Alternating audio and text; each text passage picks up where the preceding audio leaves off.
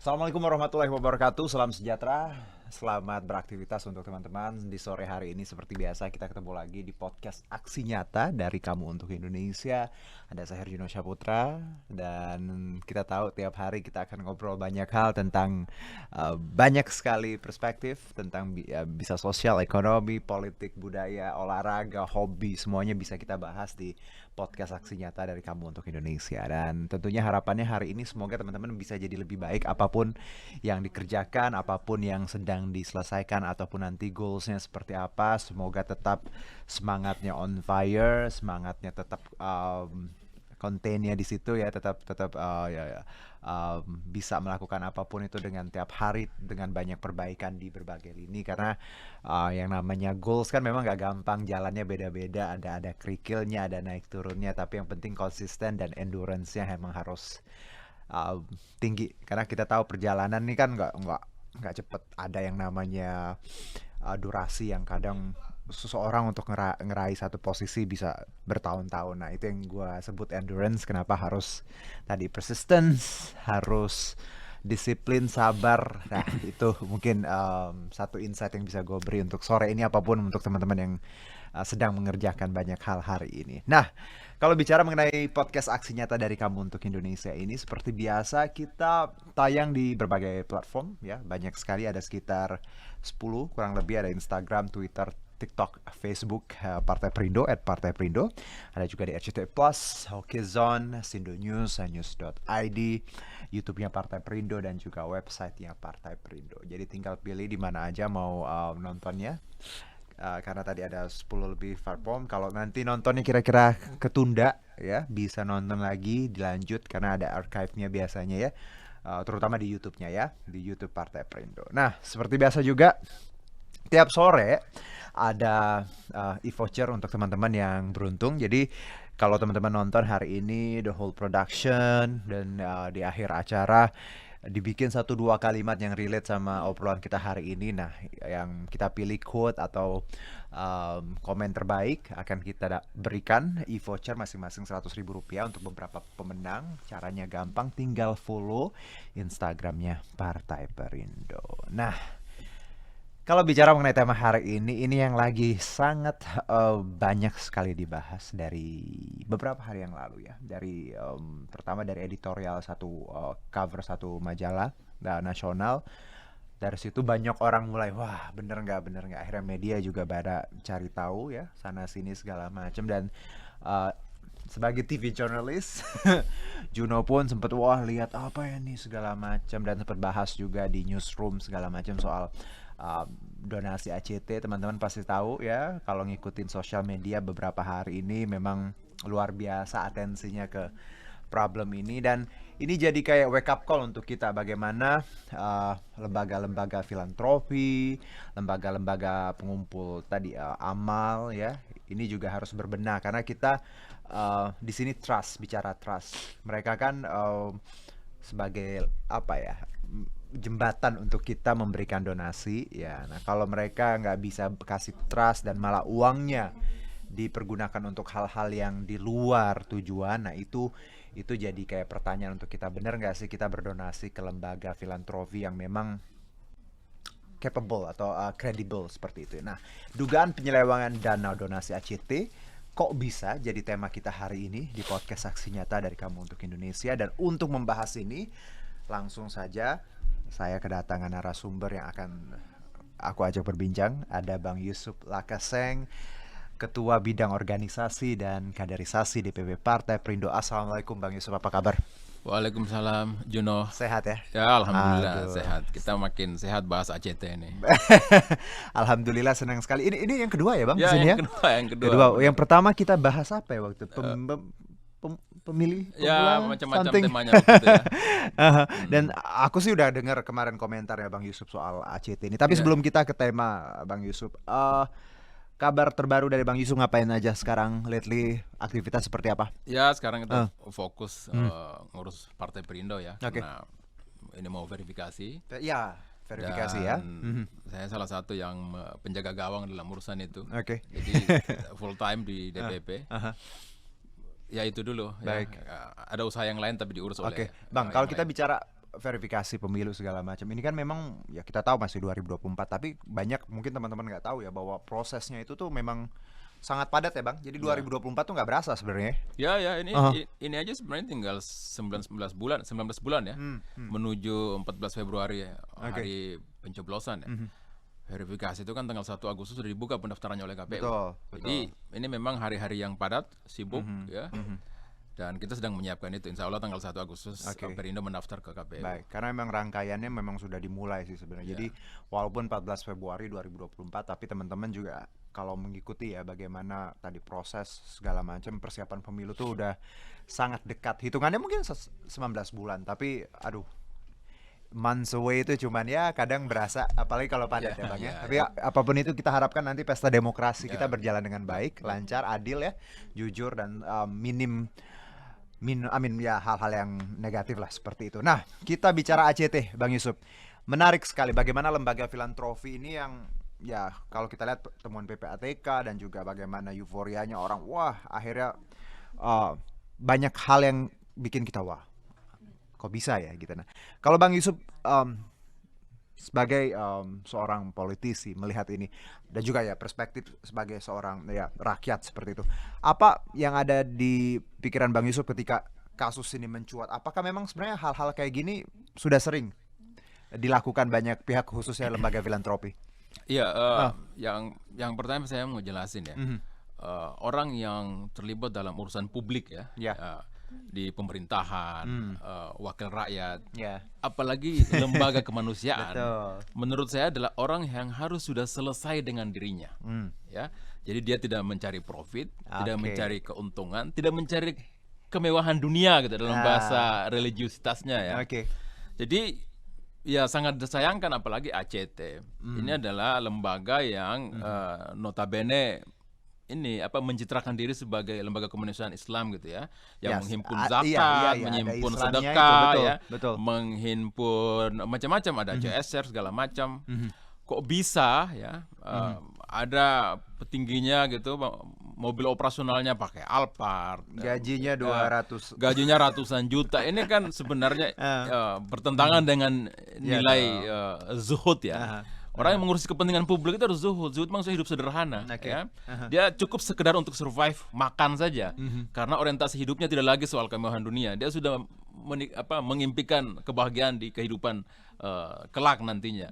Nah, itu yang saya pahami. Makanya saya juga terhentak ya, kok ada ini tapi bagus ini ya.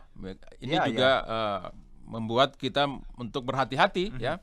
Bukan tidak mau berdonasi lagi ya. Jangan. Harus justru. Betul. Tapi harus makin hati-hati ya melihat lembaganya. Nggak boleh hanya terilusi dengan tampilan fisik, berjenggot, jidat hitam, karena manusia tetaplah manusia ya.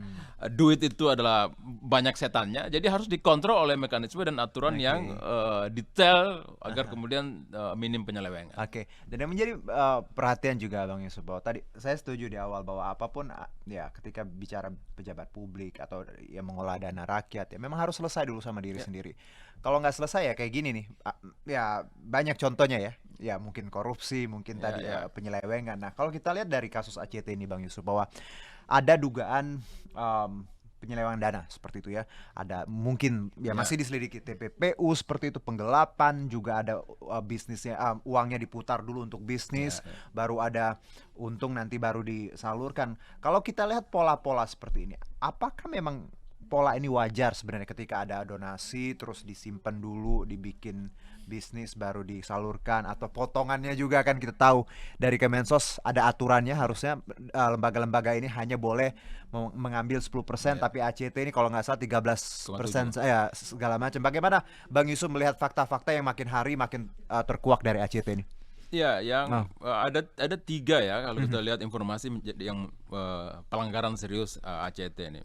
Yang pertama yang soal gaji itu, yang fantastis ya, itu kan menurut saya amoral gitu ya. Lembaga kemanusiaan kok gajinya fantastis. Yang kedua adalah hampir semua program kemanusiaan mereka itu markup laporannya, ya kan. Jadi misalnya ada program tuh peternakan domba wakaf ya di Jawa. katanya 12.000 ekor, ternyata hanya 2.200. Itu ditulis oleh majalah investigatif itu ya. Kemudian yang ketiga, ada transfer dana yang katanya untuk hal yang mengkhawatirkan kita. Ya mudah-mudahan sih tidak benar itu ya. Ada untuk terorisme. Misalnya kita berharap Baraskrim, BNPT menyelidiki itu agar kita menemukan kebenarannya.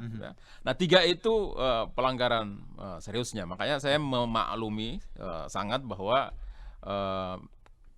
Mensos ya ad interim Pak Muhadjir Effendi kemudian mencabut izin ACT.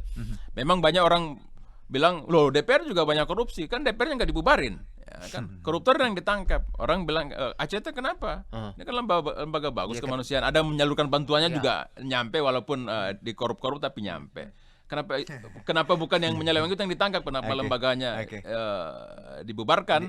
Dibekukan. Nah, tapi ini adalah saya mengapresiasi langkah pemerintah, ini langkah tegas. Ya.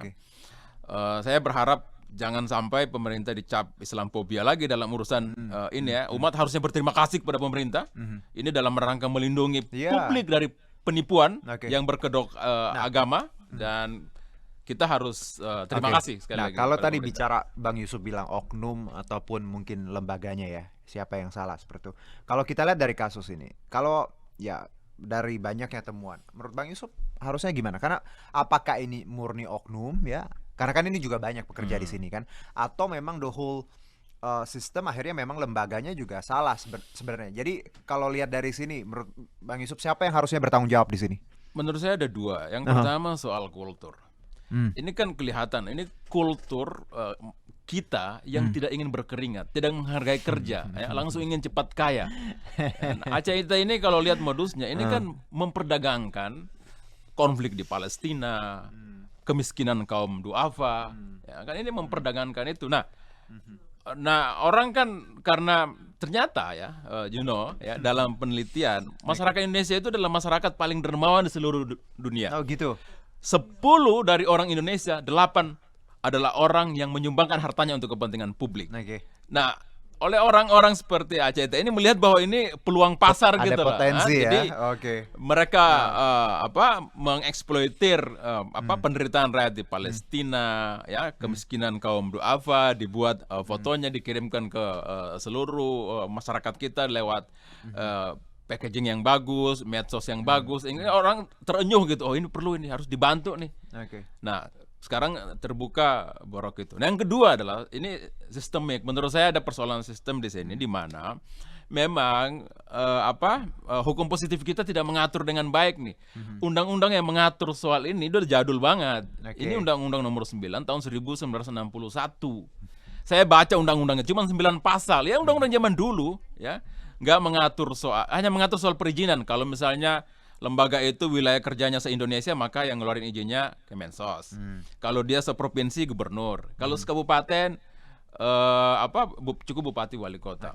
Sanksi hanya bagi orang yang menyelenggarakan itu tanpa izin lembaganya. Sanksinya pun tahu, karena tahun 61 kan undang-undangnya, sanksinya adalah 3 bulan kurungan dan 10.000. Ya, jadi ini harus diupdate undang-undang ini. Nah, kemudian memang juga PP-nya soal PP nomor 29 tahun 80 tuh yang mengatur soal proses pengumpulan sumbangan. Nah, itu mengatur, jadi nggak ada sanksi, nggak ada akuntabilitas. Nah, menurut saya memang ini jadi penting ya, bahwa undang-undang payung hukumnya harus dibikin rigid, detail ya, agar kemudian ada akuntabilitas, ada kontrol, ada sanksi hukum yang tegas bagi penyeleweng dana publik. Ini kan sama juga presiden, menteri, bupati atau anggota DPR yang korupsi uang APBN atau APBD. Ya kan sama-sama dana publik. Baik. Menarik tadi bahwa ketika Bang Yusuf mengungkapkan bahwa tadi orang kita gampang iba, gampang tadi dermawan, which is good ya, menurut saya bagus sekali. Sifat-sifat seperti itu yang harus memang kita berbagi ya. Tapi menarik Bang, ketika ACT ini melakukan cara-caranya kan banyak kan. Saya pernah dengar beberapa kali ada beberapa orang yang ketika dimintai sumbangan terus ada beberapa waktu berhenti karena mungkin ya finansialnya kurang mendukung, tapi dipaksa terus dikirim ayat, dikirim hadis. Ya kesannya seperti ya orang kan nyumbang harus ikhlas dong ya. Kalau dipaksa juga kadang kita ngerasa ini kenapa beberapa yang saya lihat juga aduannya ACT ini melakukan hal-hal seperti ini. Nah, bagaimana Bang Yusuf melihat bahwa ternyata lembaga amal atau apalah ini agak radikal ya, the way mereka menjangkau donaturnya, terus memaksa orang berdonasi. Berarti kalau kita udah lihat ciri-ciri seperti ini dari satu lembaga, jangan percaya seperti atau gimana? Ya kalau ada udah terlalu ngotot ya, meminta sumbangan. Jadi kesannya itu menjadi sesuatu yang wajib. Betul. Padahal itu kan kesukarelaan ya. Keikhlasan orang membantu, kapan aja dia rela, maka ini dia boleh menyumbang ataupun tidak. Tapi kalau sudah dipaksa seperti itu, kita perlu curiga ya, publik boleh curiga. Kalau ada lembaga yang maksa seperti ini, berarti lembaga ini orang-orangnya adalah orang-orang yang cari makan dalam proses pengumpulan donasi itu. Nah, itu harus harus itu kata kuncinya di situ ya. Ada orang yang cari makan dengan menjual soal kemanusiaan dan soal penderitaan masyarakat kita yang ekonominya kurang beruntung. Dan ini lagi-lagi ya, logik kita harus dipakai sebagai masyarakat, karena saya pun pernah beberapa kali Bang melakukan sumbangan ke beberapa lembaga. Dan semuanya menurut saya kredibel, bagus sekali, transparan jumlahnya segala macam. Dan jadi ini jangan bikin kita kapok untuk menyumbang berdonasi, walaupun memang ini masalah serius. Akhirnya kita mikir bener nggak ya? Tapi kan ini banyak Bang lembaga, nggak cuma ACT kan, beberapa yang kita tahu. Apa yang harus menurut Abang lakukan lembaga-lembaga ini agar publik tetap punya trust? Apakah memang transparansi tadi memang harus dibangun? Adakah ketika kita nyumbang memang ada laporan, catatan, atau harus seperti apa Bang? Ya itu ini pintu masuk ya, untuk menelisik lembaga lain, biar juga pemerintah nggak dituduh diskriminatif ya. Jadi kalau ACT ditindak tegas, bukan hanya dicabut, tapi ada proses hukum terhadap pengurus-pengurusnya itu yang menikmati dana publik yang sangat besar itu. Yang kedua, ada lembaga yang serupa dengan ACT harus juga diaudit. Ya kan, diaudit mereka, benar nggak nih bantuan dari publik nyampe? Karena menurut aturan kayak Mensos itu di BP nomor 29 tahun 80 itu, bantuan dalam bentuk dana bencana itu tidak boleh dipotong sepeser pun untuk alasan operasional. Itu harus nyampe semua. Ya kan? Itu 100% tuh. Kalau dana bencana nggak boleh. Nggak boleh. Nah, kalau ACT ini kan dia mengaku dia bukan lembaga amil zakat. Bukan, itu alasannya. Makanya kemudian legitimasi pembenarannya dia motong 13,7% sebagai operasional. Kan karena kalau 10% yang sesuai anjuran kan. Kalau amil zakat kan dia 1/8 atau 12,5%. Kalau menurut aturan PP nomor 29 tahun 80 tadi 10%. Jadi dia memang nentuin sendiri nih. Kan saya lihat datanya itu ACT setiap tahun mereka mampu ngumpulin dana sekitar 500 miliar lebih setiap tahun. Coba 13,7% dari 500 itu hampir 70 miliar. Dipakai operasional gitu. Jadi memang sesuka-suka pendirinya. Ya, kan jadi namanya juga pendiri kan semacam NGO nih, LSM gitu ya. Kalau gue pendirinya, kalau gue mau gaji gue 500 juta, emang kenapa? Ya, kan? Jadi ini nggak boleh gitu ya, karena trust publik terhadap lembaga ini adalah duitnya itu nyampe, ya kan? Nah itu penting ini untuk dilakukan penegakan hukum agar ada efek jera. Ini untuk anda ya pengumpul donasi, kalau mau hidup mewah kerja keras, jangan ngambil donasi. Nah itu dia. Lucu banget karena yang dijual kemiskinan segala macam. Aku nggak tahu ya Bang, mungkin agamanya terlalu tinggi jadi nggak nyampe bagaimana mereka memahami kemanusiaan kadang. Ya itu dia. Ini kan soal penyakit mental yang akut. Jadi kalau kita coba bawa ke soal negara misalnya, ini kan kultur kita yang nggak menghargai proses, nggak menghargai kerja, tapi mau dapat untung langsung gede. Nah orang-orang kayak begini kalau disuruh ngurus negara, kita bukan jadi bangsa produksi yang dibikin sama dia, kita akan menjadi bangsa sasaran pasar produk-produk lain. Ya kan? Jadi dia mau jadi calo aja. Sebenarnya ini obrolan ini ya sering banget kita obrolin di podcast ini, bahwa proses ya, ketika kita pengen sesuatu harus ada proses, harus ada usaha gitu, nggak ada yang instan ya Bang. Kalau mau instan kayak mungkin bisa dari orang tua kali.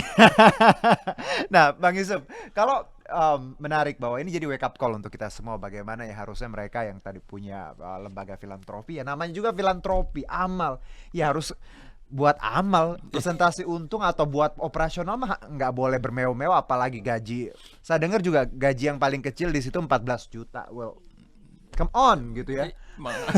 Ya, jadi memang orang-orang itu jadi bisa dibilang bahwa dia udah bekerja secara profesional gitu ya, hidupnya di situ. Bang Yusuf ditambah lagi, maaf sekali ini embel-embelnya agama. Aduh, kita Muslim ngerasa kok kembali ya agama kita ya dibawa-bawa untuk hal-hal yang demi kepentingan ya orang-orang tertentu, ego ya. Tapi lagi-lagi ya silakan nanti dipertanggungjawabkan dengan Allah yang Maha Kuasa, Bang Yusuf ya. Nah, Bang Yusuf, kalau kita kembali ke kasus ini, ada dana sumbangan diputar dulu untuk bisnis. Well, ini menarik. Apakah boleh sebenarnya? Oke, misalnya saya nyumbang 200 juta, terus 200-nya saya simpen dulu, saya putar untuk apalah ya, nanti untungnya baru saya sumbangkan. Mungkin semangatnya biar untungnya lebih banyak atau apa. Dari kacamata Bang Yusuf, pola seperti ini ketika dana sumbangan diputar dulu untuk bisnis, apakah boleh asal tadi ada pertanggungjawaban atau seperti apa Bang Yusuf? Ya menurut saya nggak boleh. Nggak boleh? Ini kan dana kemanusiaan.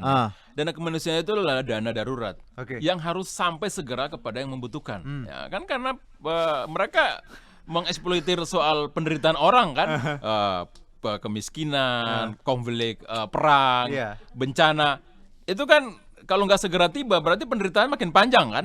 Maka dana itu harus segera sampai ke sana. Makanya saya bilang orang yang menyelewengkan dana bantuan kemanusiaan itu adalah sama pelakunya, mereka itu sama dengan pelaku kejahatan kemanusiaan. Iyalah. Ya kan? Karena bayangin coba itu kan mengkorup dana kemanusiaan gitu loh. Nah, itu harus hukumannya memang harus berat ya. Apalagi yang mengeksploitir isu-isu agama gitu ya, untuk membuat orang agar makin banyak berdonasi karena hadiahnya surga nih.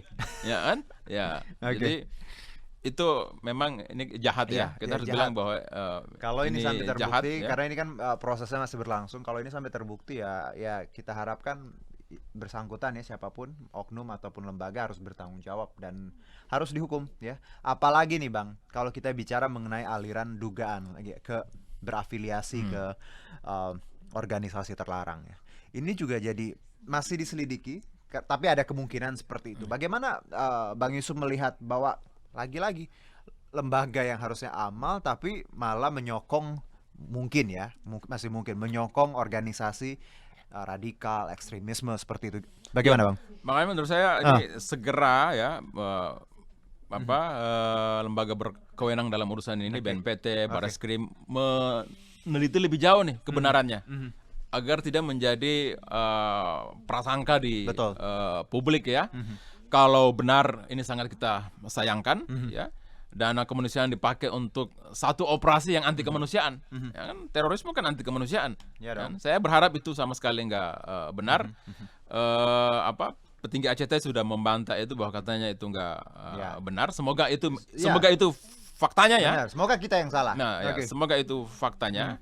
Tapi memang harus ada lembaga yang berkewenang. Punya otoritas itu untuk meneliti kebenaran itu, karena membantah saja tidak bisa meyakinkan kita. Harus ada fakta dong Bang. PPATK jelas ya, lembaga kompeten, ada transaksi itu ya, dikirim ke sana dan jumlahnya signifikan. Nah, bayangin coba kalau jumlah signifikan ya kan, kita perlu curiga memang apakah dibeliin senjata, alat peledak atau bahan makanan. Nah, itu yang kan harus perlu kejelasan. Nah, kalau bicara ACT ini kan banyak bekerja sama dengan banyak pihak Bang. Kita tahu ya, let's say Pemprov DKI ada kan, ada beberapa. Untuk mereka yang bekerja sama dengan ACT dan menerima donasi Bang, apakah juga perlu diselidiki? Karena kalau kita logisnya mungkin menurut saya Bang ya, saya mendapat sumbangan misalnya, ya saya tidak tahu dari siapa ya saya terima. Harusnya saya tidak masalah. Tapi kecuali saya tahu pola-polanya. Menurut Bang Yusuf gimana untuk mereka yang menerima donasi ini ya, lembaga lain atau yang terafiliasi? Harusnya. Saya nggak menyalahkan mereka yang udah bekerja sama ya, karena kan ya sama kayak orang publik yang lain yang awam ya. Mungkin nggak tahu. Kan mereka mengkemas ACT ini dengan begitu bagus itu ya. Jadi orang bilang bantuannya belum nyampe, benderanya udah nancap tuh di daerah bencana. Ya. Makanya ACT diplesetin jadi aksi cepat tancap. Iya benar. Kan? Bantuannya kampanye yang penting benerannya dulu. Sekarang cepat tilep, Bang. Iya. Jadi nah, terus ya ini era digital, era internet. Jadi kan cepat di foto, di video langsung bersebar mana-mana. Oh, ACT hadir di situ. Padahal bantuannya belum nyampe ke situ. Selama ini kan begitu itu. Belum lagi bantuannya di markup gitu ya. Yes. Nah, jadi memang ya ini kemudian dengan peristiwa ini kita berharap pihak-pihak yang sebelumnya bekerja sama itu ya mereview kembalilah kerjasama itu ya dari lembaga yang jelas gitu ya. Ada NU kan punya lembaga lah, ASIS NU. Dan ini juga loh Bang Yusuf dan juga teman-teman, banyak juga public figure yang beberapa kali menjadi influencer ya, endorser gitu ya untuk mereka, dan ya mungkin sebagian ya tidak tahu. Tapi menurut Anda sebagai public figure ya, tokoh publik yang memang punya tanggung jawab moral, ketika kita menerima endorsement baik itu dari seperti ACT harus seperti apa sih Bang? Karena kita takut kan yang kita iklankan ini salah gitu ya. Bagaimana Bang Yusuf melihat ini? Ya itu dia, makanya menurut saya semua lembaga-lembaga sekarang itu harus diaudit ya. Kemudian baru kemudian mengalami penyegaran kembali dalam proses izin legalitas mereka. Pemerintah sebagai otoritas paling besar dan utama di negara ini harus mengumumkan kepada publik ini lembaga yang kredibel, ya kan, sehingga nggak ada lagi kita semua tertipu seperti yang dilakukan oleh ACT. Kalau sudah ada legalitas itu ya maka tidak perlu ragu untuk berdonasi. Nah, cuman kan memang ya endorsement itu kan juga nggak lepas dari soal hengki-pengki gitu ya. Mereka aku yakin pasti dibayar secara profesional dalam untuk mengendorse itu, makanya terjadilah dua kepentingan itu beriringan berjalan. Dan bayar endorse-nya juga mungkin mahal, tapi ya tadi uangnya memang uang panas. Iya, karena gampang. Ya dari ACT ini kita menjadi ngerti bahwa ternyata ini bisnis gitu loh. Ya, ini bisnis. Jadi kemanusiaan itu sudah menjadi area bisnis baru bagi orang yang cari untung cepat tadi itu, ya mau cepat hidup mewah tapi dengan cara yang mudah. Iya benar. Jadi ayo dong kita bangun bangsa ini tadi untuk siapapun Anda ya, orang-orang tokoh-tokoh di luar sana. Kalau mau tadi kemanusiaan, jangan dijadikan ladang bisnis. Untuk yang belum selesai sama urusannya Bang ya, kalau mau kaya kerja Bang. Jangan bikin lembaga seperti ini yang akhirnya ya tadi apalagi bawa embel-embel agama, embel-embel kemanusiaan, perang apalah Palestina bla bla bla. Ya akhirnya kejadian seperti ini. Plus yang logika yang kita dapat lagi bahwa banyak ratusan juta gajinya, mobil operasionalnya Alphard. Makanya lu jadi CEO ini aja korporasi gitu bikin loh. Startup dong ya, atau jualan apa kayak makanan ya, keripik yang simple. Kalau mau kaya jangan mengelabui masyarakat, dana umat, dana publik untuk kemanusiaan, tapi akhirnya seperti. Nah Bang, kalau kita lihat ini kan ada langkah tegas ya dari pemerintah. Alhamdulillah kepolisian masih terus memeriksa, dan kita memang lagi-lagi harus melihat ini dari crystal clear, jadi harus kita lihat bagaimana semuanya nanti. Tapi PPATK jarang sekali salah ya, laporannya segala macam, dan tentunya ini jadi wake up call untuk kita bagaimana melihat lembaga filantropi ke depannya Bang. Masyarakat kan nih agak takut nih sekarang nyumbang ya, apalagi ke lembaga-lembaga yang besar gitu ya, lembaga-lembaga yang sudah kredibel, yang banyak ya, adalah beberapa nama yang nggak perlu saya sebutin. Apa yang harus kita lakukan sebagai masyarakat biar kita tetap berdonasi tapi kita juga ngerasa aman Bang? Selain tadi bahwa pemerintah memang harus memverifikasi mana lembaga yang memang kredibel seperti itu. Sebagai pribadi apa yang bisa kita lakukan? Ya jadi gini ya, saya ini bukan ustadz ya Jono, tapi saya kita belajar dari siapapun Bang. Asal itu kebaikan. Saya baca tuh di Quran. Jadi di agama kita itu kalau mau bersedekah, berinfak, yang paling pertama ya itu adalah kekerabat yang mengalami kesusahan ekonomi dulu. Jadi kenapa begitu konsep agama? Kalau setiap keluarga orang yang ekonominya berlebih mempedulikan keluarganya, maka seluruh keluarga di muka bumi ini nggak ada yang susah. Jadi bagi kalian yang berdonasi ya, sebelum berdonasi kemana-mana ya, lihat dulu kanan kiri, ada keluarga family saya nggak yang mengalami kekurangan ekonomi, standar hidupnya di bawah, bantu itu dulu. Karena itu yang tinggi nilainya di mata Tuhan. Baru kemudian ke anak yatim, baru kemudian ke fakir miskin, baru kemudian ke pembangunan lembaga-lembaga pendidikan. Itu. Jadi lihat dulu sekitar ya Bang ya. Kiri kanan dulu nengok nih. Siapa yang belum makan nih ya, atau siapa yang mungkin nggak sekolah atau gimana, kita yang bisa kita bantu. Dan pasti di setiap keluarga kita pasti ada aja tuh keluarga kita yang kekurangan. Jika kita mau melihat lebih dalam lagi. Cuma kan memang banyak orang nyumbang ini ria juga, gitu kan. Sekedar pamer bahwa dia juga dermawan, dianggap dermawan, sehingga profil personalnya naik di masyarakat, gitu kan. Apalagi buat konten Bang. Ya, apalagi misalnya selebriti gitu ya. Jadi itu. Nah, gitu. Oke. Kan kalau Saya percaya tadi bahwa simple lah, kalau mau bantu orang kita lihat kiri kanan, saudara, tetangga ya Bang, atau siapapun yang di sekitar kita yang memang masih kekurangan, kita coba bantu. Dan kadang bantuan memang ya seikhlasnya, walaupun nggak banyak. Ada hal lain yang bukan hanya uang ya Bang, kadang bisa tenaga. Kalau kita punya waktu untuk memberikan bantuan tenaga, bantu misalnya ya banyak ngajar untuk anak-anak yatim Bang ya, sharing atau segala macam kalau kita punya ilmu. Jadi berdonasi bukan bicara uang, tapi banyak hal yang kita bisa lakukan. Kalau bisa uang lebih baik seperti itu. Tapi lagi-lagi pelajaran ini buat kita bahwa kalau berdonasi ya nggak perlu jauh-jauh ya Bang ya, atau lagi dengan ya lembaga-lembaga besar, karena contohnya seperti ini. Tapi kalaupun ada lembaganya nanti, semoga pemerintah bisa tadi memverifikasi lebih kredibel lagi ke depannya. Satu lagi boleh, tuh pesan agama kita disampaikan tuh di Quran ya, bahwa berjihadlah atau berjuanglah dengan jiwa dan hartamu. Tuhan nggak bilang berjuang atau berjihadlah dengan jiwa dan harta orang lain, gitu kan. Of course. Jadi itu kata kuncinya kan. Jadi kalau kamu mau berjuang, ini nilaimu tinggi di mata Tuhan, maka dirimu sendiri, hartamu sendiri, gitu ya. Ya, semoga teman-teman ya siapapun itulah ya, filantropi, dengar ya bahwa mau berjuang dengan jiwa dan harta sendiri, bukan harta orang lain. Apalagi harta orang lainnya banyak, terus diputar-putar jadi bisnis ya, uangnya banyak, dia yang disumbangin sedikit. Bang Yusuf, terima kasih. Kenapa kita harus bahas ini? Karena saya yakin anak muda di luar sana kan sering dengar kasus ini, bagaimana ya ini bergulir ya. Kita ingin memahaminya dengan perspektif yang tentunya benar, dengan baik. Saya tidak pengen ngasih sesuatu yang hoax, sesuatu yang salah.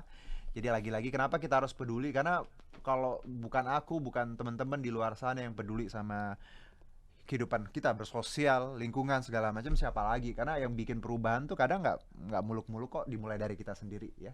Kita yang pinter, kita yang punya insight banyak, akhirnya kita lebih bijaksana melihat sesuatu di sekitar kita ya. Baik itu dari contohnya berdonasi tadi, gampang, nggak perlu harus gimana-gimana. Dan ini pelajaran untuk kita semua, untuk lembaga-lembaga yang serupa ya, agar tadi lebih bijaksana dalam mengolah dana publik, apalagi kalau buat ya bencana kemanusiaan yang dijual seperti itu. Please, kalau masih punya hati dan katanya agama yang tinggi ya, pasti sangat paham tentang bagaimana menyalurkan tadi bantuan. Bang Yusuf, terima kasih. Terima kasih Juno. Iya, luar biasa obrolan kita. Insya Allah apapun yang kita obrolkan membawa berkah untuk banyak orang, dan kita ingin Indonesia lebih baik ya Bang, dari dalam berbagai hal, berbagai lini, tidak hanya bicara sosial, politik, ekonomi, kebudayaan, semuanya. Semoga kita makin jadi bangsa yang toleran, bangsa yang hebat, yang saling menghargai satu sama lain, dan pastinya yang peduli. Nah, ini nilai-nilai yang selalu aku sampaikan setiap closing kita di podcast Aksi Nyata ini. Bagaimana hal ini juga menjadi concern Partai Perindo ya teman-teman, bahwa bukan hal yang baru, tapi ini sudah kita sebutkan berkali-kali, harus produktif, solutif, modern, bersih ya. This is so true. Walaupun sulit tapi harus bersih, berintegritas, peduli ya, dan turun tangan untuk Indonesia sejahtera. Kita nggak perlu lembaga seperti itu kalau mau peduli, mulai dari diri sendiri deh gitu ya. Dan Partai Perindo memanggil putra-putri terbaik untuk Indonesia sejahtera melalui konvensi rakyat, yaitu program penjaringan secara daring bagi WNI yang berminat mendaftarkan diri di berbagai calon ya, bakal di semua tingkatan pemilihan DPRD Kabupaten Kota, Provinsi dan RI. Caranya gampang, tinggal ke konvensirakyat.com atau untuk mendaftar sebagai anggota Partai Perindo bisa ke website partaiperindo.com atau klik bit.ly/member Partai Perindo. Dan untuk teman-teman yang sudah memberikan quotes ataupun tadi komentar yang terbaik nanti kita pilih, jangan lupa untuk follow Partai Perindo Instagramnya ya. Dan juga terima kasih Bang Yusuf atas waktunya. Sukses untuk semua yang dilakukan ya. Sehat-sehat Bang Yusuf, insya Allah kita ketemu lagi. Amin. Terima kasih juga untuk Partai Perindo yang selalu bergerak dengan aksi nyata. Semoga Partai Perindo semakin sukses dan maju terus untuk Indonesia sejahtera. Saya Herjuno Syaputra, salam aksi nyata dari kamu untuk Indonesia. Bye-bye. Assalamualaikum. Marilah seluruh rakyat Indonesia, arahkan pandanganmu ke depan. Raihlah mimpimu bagi nusa bangsa, satukan tekad untuk masa depan. Pantang menyerah, itulah pedomanmu. Hentaskan kemiskinan cita-citamu, rintangan tak menggentarkan dirimu. Indonesia maju, sejahtera tujuanmu, nyalakan api semangat perjuangan. Dengungkan gema, nyatakan persatuan.